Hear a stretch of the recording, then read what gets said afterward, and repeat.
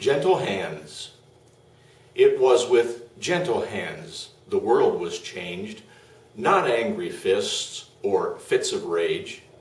It was the hand of God as never seen. The mighty hands that shaped our world had now come to shape the human heart. He started with a little child. Those gentle hands caressed and blessed, and asked upon each one the Father's grace and power. He comforted the broken heart. He wiped away the stains of tears and filled their hearts with joys divine. As gentle hands returned to life a precious child whose life had slipped away. He stopped to help a beggar to his feet, while gentle hands formed clay to place upon his face. With cleansing, sight returned, and with it, hope and strength and life anew. His mighty, gentle hands were raised to calm the thrashing of the sea. His words, "Fear not," rang out above the storm to everyone who was losing hope. "Be still," he spoke, and all was well. Those gentle, loving hands reached out to touch the untouchable. The leper thought that he had felt the last embrace of human love, expelled to live a life alone, feared, despised, alone. Then Jesus came, and in his unclean state, Christ laid his hands in godly kindness on one who thought that life was done. Yes, healing came to him too, but best of all came the warmth of human touch. The hands of Jesus Christ were laid on one whose sobs shook every chord. A broken heart was filled with grief of wasted years and broken dreams, of desperate search for fun and friend, whose empty chambers of the heart revealed the poverty of life that's lived for oneself. "I love you" was spoken in his touch, as though he knew her deepest need.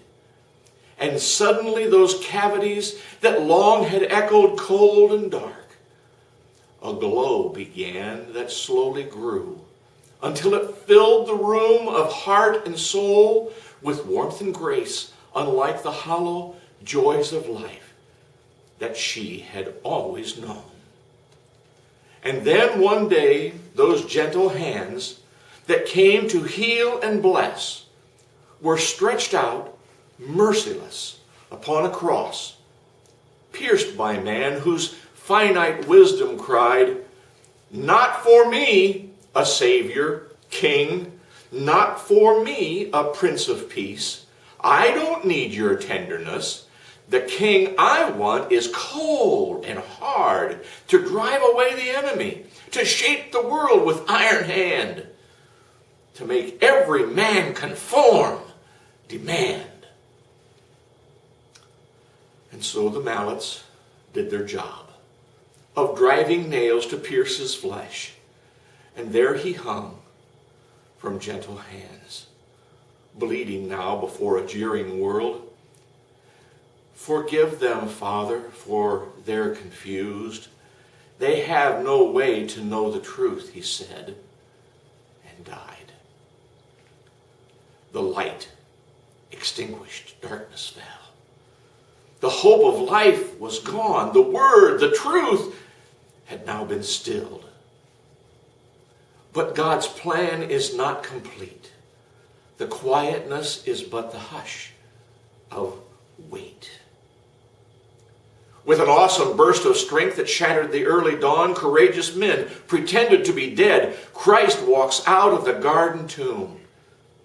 Not return for sweet revenge, not to even up the score, just to show us, every one, how deep his love, how wide his loving forgetfulness. His gentle hands extend again, now marked by our crude will. He invites our touch, our close inspection of the wound, to settle every doubt or fear, to let his finger move across the spot where nails were placed. For you, he whispers to each one that comes up close to see for sure. I let it be so you could see God's plan for eternity. As was with Thomas, who was the first to gaze upon those outstretched hands, there wells up within the heart a strong desire to weep, a flow of tears of sorrow felt, the need to worship without doubt, to say, my Lord, my God, to let him have his way within this heart of broken clay, to let him have his will worked out within us to the very end. For on that final judgment day, when men will see the way it should have been, we will at last be placed within his hands to do as he sees fit with each of us for eternity. Therefore, I place my life, my hope, my faith in his abiding love within the gentle hands of Jesus Christ, my Savior and my Lord.